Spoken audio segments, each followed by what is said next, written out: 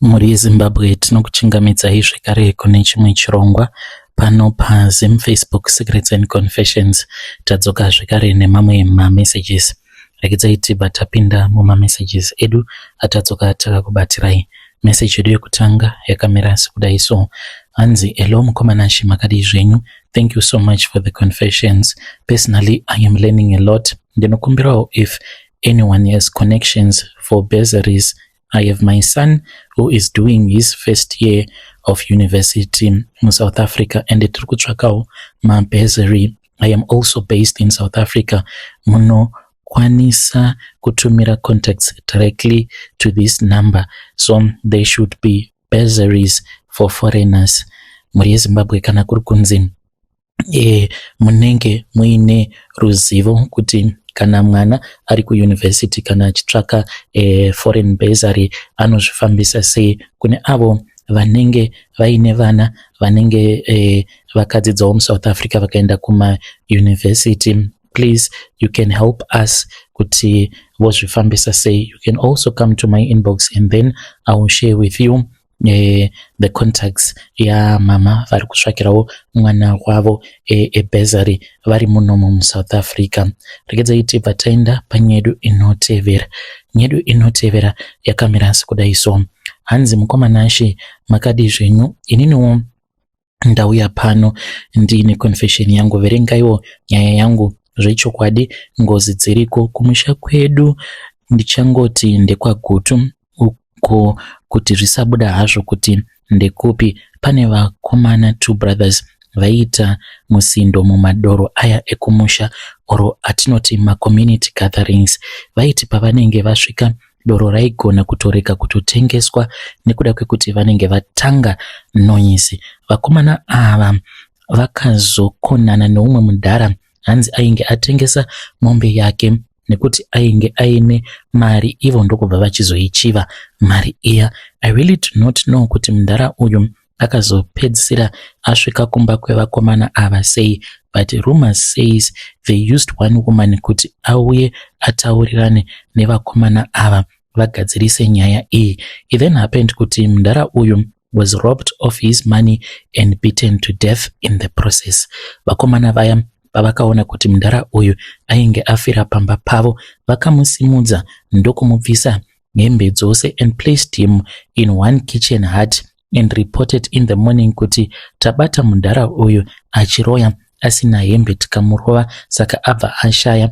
Vaida kuti zviite sekuti mudhara uyu abatwa achiroya vanhu vaanga ambokonana navo before. Mapurisa akauya akasunga vakomana vaya, but vakazoburitswa on bail. This was after a few months later. The 2 brothers all died soon after, and ndipo pazvakatangira ipapo.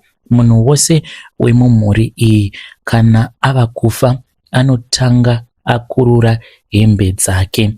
Ini ndakadzidza noumwe wacho anga akaita mudiki, taiwirirana, but ndainge ndava nekakumutya mbichana kubva pazvakaitika zvinhu izvi. Mukomana uyu neimwe brother yake ndivo chete vasara, but they worked hard, vakaripa mombe dzose dzaidiwa, expect mwana musikana wega ndiye wavasina kukwanisa kuendesa semuripo sezvaidiwa nemhuri yemufi. Vakomana ava they are very serious nechurch and I am sure kuti ndo zviri kuvachengeta and also kuripa kwavakaita ngozi. Ndakasangana nemukomana uyo wandakadzidza naye kumusha paChristmas, ndikamuudza kuti ndauya kuzovakira tombstone asekuru nhambwe yapamusha, and this is what he said to me. Hanzi, waita zvakanaka kugadzira tombstone. I know kuti hausati wasvika pamusha pedu in a long time, but now pava ne11 graves and sometimes tinotokanganwa kuti iri nderani iro nderaani nekuti hatina kutoisa tombstone.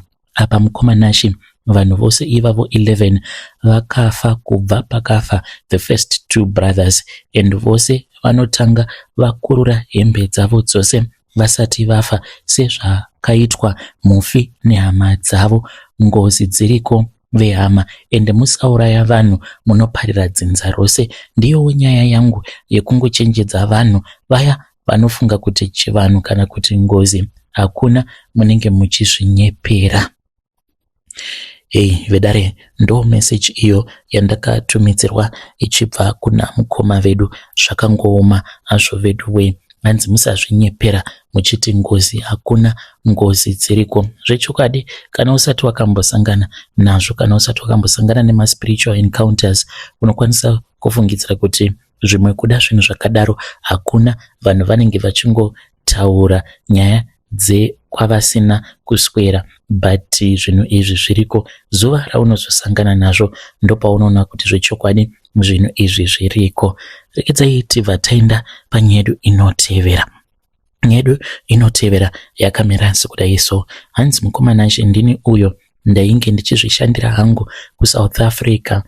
Nyaya idzi dzekuti iwe nemurume wako munenge muchizviraramira upenyu hutoripo, but obva wachizongomushora mushure mekunge wava kudanana neumwe murume. Mukoma naShe ndakadanana nevamwe baba, saka baba ava imbinga yekupedzisira.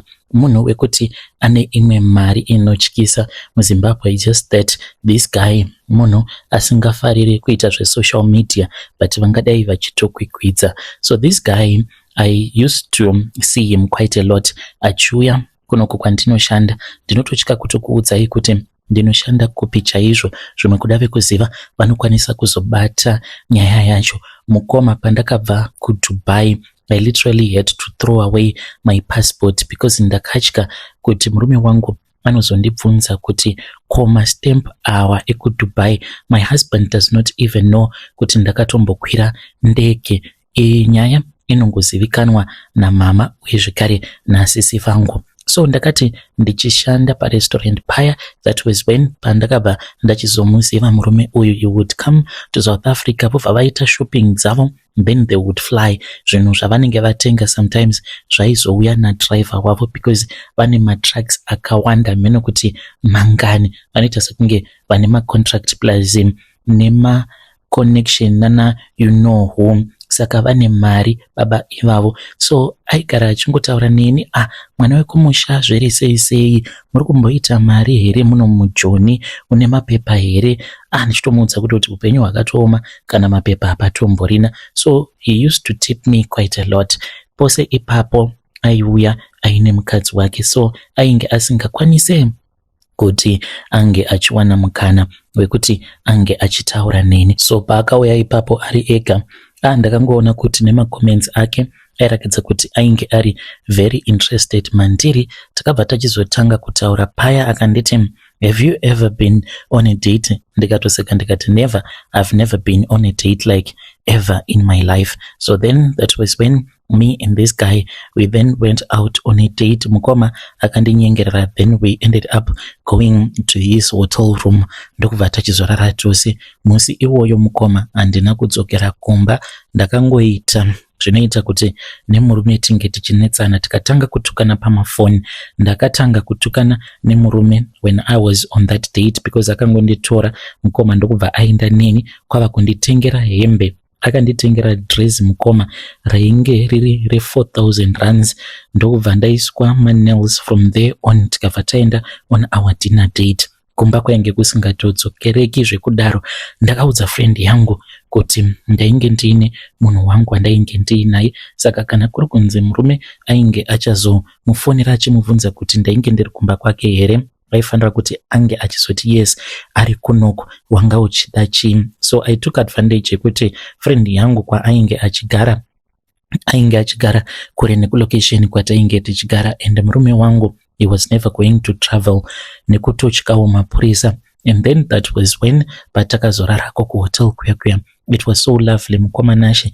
Then next morning akanditi hausi kuenda kubasa. Saka ndipo apo paakabva achizondiudza kuti ainge achida kuti ange achizoenda neni kuDubai. Ndikati kuDubai zvarini? Akabva ati, I'm just going back home. There are a couple of contracts that I need to sign. Then after that, I'm going to come and take you to vataenda kuDubai. Mukoma akabva atora picture repassport yangu, and then he went to Zim. Ndikadzokera hangu kumurume, tikanetsana. Semunhuwo ainge achiziva kuti ainge ava nemunhu wake. Murume akapopota kusvika voice rashoshoma ndichingoti sorry kwacho. Then that was when I returned back to work. Akagara kuda about 3 weeks ari kuZim. One day phone call ndopa yakapinda, hana yakarova because ndainge ndava kutumuswa zvikudaro. In the meantime ainge akatoenda kumusha mukoma kikikiki kune varume vane mari. Akaenda akanondiroora in secret. Ndakaroorwa pangori naamai nasisi vangu. Mari yandakabvisirwa mukoma imari yakawanda zvokuti kana murume wangu akaziva kuti ndo mari yandakabvisirwa anokwanisa kana kutofenda, because iye kunyangwe hanzvadzi dzake hatina kumbogara dzakabvisirwa mari yakawanda kudaro. Mama vakafara chaizvo vakati Mukwasha tamuona. So ivo vainge vasingatozivi kutoti ndezvemujolo, because ndainge ndakamuti hapana paungambondishandisa zvokuti ndingasiya murume ndobva ndaenda kuvacation newe apa ndisiri mukadzi wako. Akati alright, saka ndava kutongokuroora. I thought kuti he was joking, kwava kuenda paya akabva achizonondiroora. Then that was when paakazondiudza kuti we were going to Dubai for a holiday, 2 weeks holiday. Ndikati ko murume ndichamuudza kuti kudii. Saka ndakabva ndaudza murume kuti ndainge ndichida kumboenda kunoona vana. Saka vana vedu ivo at that time vainge vachigara kwavo. Ndakabva ndachizotuma mama vakaenda vakanotora vana. Mukomanashi I pretended kutopinda mubhazi kwava kuchizoburuka. Ndokubva ndachizodzoka ndikatorwa nefriend yangu tikamirira mbinga yangu kuti inge ichiuya. Mukomanashi mbinga yakauya ikanditora tikambonogara kuSenton kumba kwake. Kwava kuchizoenda kuOR for the first time in my life mukoma. Ndokubva tatoenda kuDubai. When we arrived in Dubai, kwakanaka mukoma. It was so beautiful. He went with me to this other 7-star hotel. Ndokwatainge tiri ikoko. Epano pakuzoti tava kuda kurara tose. Ndainge ndisingazvizivi kuti murume uyu iye ane mafantasy, like his fantasy mukomanashi. He had a fantasy yekuti ange achizondiona ndichirarwa nevarume vaviri panguva imwe chete iye asingandibate. So we were booked in this other room, a very big room with a beautiful bed and a bar. Then ndipo apo paakazondiudza kuti ainge achida kundipa mari yakawanda. Ndikati okay, it is fine. Mukomanashi akazonditi mari iyi ainge achazoipa vabereki vangu, which was fine. I did not mind. But paakandiudza kuti painge paine varume vaviri avo vainge vachazouya who were going to come and join us, I did not understand kuti ainge achizama kuti kudii. But akati kana ukasabvuma then I won't be able to pay you. Ndinenge ndatokubhadhara nevacation plus mari yandakapa mama vako. So I needed more money mukoma. Ndikabva ndachizobvuma. Izvi zvakazoitika a couple of days tisati tazodzoka kuno kuSouth Africa. He then brought these other 2 guys. Varume ivavo mukomanashi vainge vatori mahure. Ndaisatozviziva kutoti kune vamwe varume avo vanoita zvokutengesa miviri yavo. Chakandirwadza pazviri varume ava dzainge dzitori ngochane, but kana kuri kunzi vakabhukwa nemunhu anenge ari wechikadzi kana kuti sezvakaitika in my situation, murume iye aida kundiona ndichirarwa nevarume vaviri, so they don't mind. Mukomanashi vakarara neni nguva imwe chete vachindichinjanisa. Umwe aiti achindiita kusikarudzi huku umwe achindiita nemukanwa. Mukoma uyo wemukanwa aiti kana ava kuda kupedza ndonzi ndinge ndichisvisvina urume hwake. Kana uyo ainge achiita neni bonde kusikarudzi kwangu aiuya unditi ndinge ndichisvisvina chinhu chake kusvika azoburitsa urume hwake mumukanwa mangu. Vakandiita kweusiku hwose. Varume ivavo vanenge vainge vaine masex drugs avainge vanwa chete, because havana kana kundizorodza. Munhu aiti achingonopedza chete uchitonzwa kutoti ava kutoda zvekare mukoma. Ndo patakabva tachizodzoka kuno kuSouth Africa. Mama vangu vakapiwa mari cash, but havatozvizivi kuti izvi ndo zvakaitika kuDubai. Mwana wavo paakaenda nemukwasha wavo. Murume uyu mukomanashi akabva andiudza kuti for now I am not supposed to contact him. Ndakati zvimwe kuda kunyepa ini. I tried his numbers mukoma, manamba ake haachatopindi. and this guy akaramba kuti tinge tichitorana maselfie zvekudanana nemunhu uchityirwa musaga zvekuti unosara usina kana evidence. He deleted the chats when we were at his hotel room mushure mekunge tazodzoka kuno kuSouth Africa.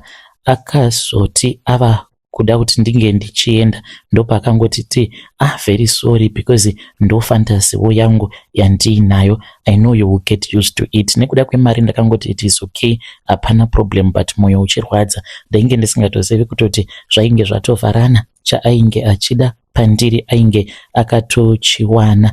Then that was when I lied to my husband ndikamuudza kuti tainge tava kuSouth African side. Akarara usiku hwose achindifonera asingatozivi kutoti madam vainge vatori muJoburg nechekare. Mangwana acho makuseni ndakazoti kwava kuma 11 ndopa ndakabva ndachizomufonera ndikati maki maisa pai mukoma, ndokubva ndakwira zvangu ndichibva kumba kwefriend yangu ndikabva ndaenda kumba. Haatozvizivi mukoma Nashe, asi pandakadzoka kuno kuSouth Africa hana yangu yainge isina kana kudzikama. Ndainge ndichitya kuti munhu ko akati passport yako iripi, obva aona zvidhindo mukoma zvekuDubai.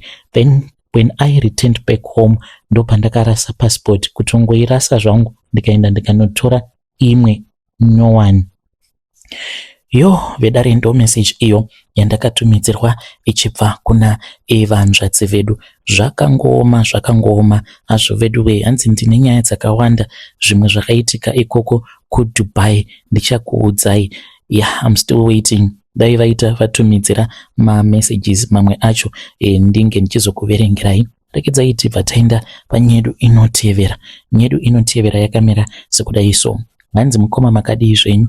Inini I got married to a psychopath. Mudzimai wangu she is a psychopath. Mavengero aanoita hama dzake handizivi kuti chii chakambonyatsokuitika paainge achiri mwana mudiki, kuti maybe pane akamubata chibharo because iye haadi kuti tinge tichitaura nezvayo nyaya iyo. Sometimes she gets so violent.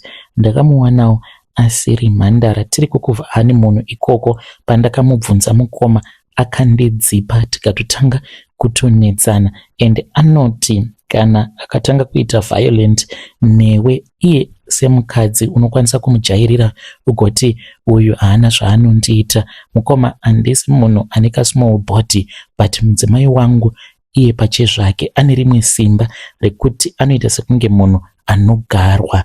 Akatondirova kuhani munhu, kundidzipa mukoma Nashe, not like kundirova zvibhakira, but kutongondidzipa zvekuti ndakasvika pakupererwa nemweya wekufema. Akandigara padumbu akandidzipa achiti sei wandibvunza kuti wandiwana ndisiri mhandara, saka uri kuti ndiri hure here? She gets so violent. Saka chinongondirwadza ndechekuti anorova mukoma Nashe, especially pavana, not vana vedu, but anorova vana vanin'ina, madzikoma ake, hanzvadzi dzake. Saka tinowanzokuti paChristmas tikaenda kumusha vana vanouya kumba kwedu, sezvo mumhuri tirisu vanhu vanotonzi mbinga dzemumhuri. Mukoma Nashe mwana akangoita kamistake kadiki, maroverwa anoitwa so mukoma ini handizivi. Ndinotogara ndiine depression and handifarire kuona vana vachishungurudzwa. Ndozvanditongori. Kana vana vangu chaivo handitodi kuvaona vachitukwa vachishungurudzwa. My wife is a psychopath and a violent one. Akambondisimudzira banga nerimwe zuva ndanonoka kubva kubasa, akanditi wanga uchindichita. Ndakangoseka ndikati kukuchita nani? Kwava kutosimudza banga. Akati zvinoreva kuti kune mumwe munhu wauri kuchita naye. So from that day until now ndava kutoziva kuti kana kuri kunzi tinenge tichinetsana ndinonyarara zvangu, which is not healthy for me. Vedare ndo message iyo yandakatumidzirwa ichibva kuna mukoma vedu. Zvakangoma azvo vedu we. Ngatizamei kuti tinge tichitaura navo mukoma vedu ava mucomment section.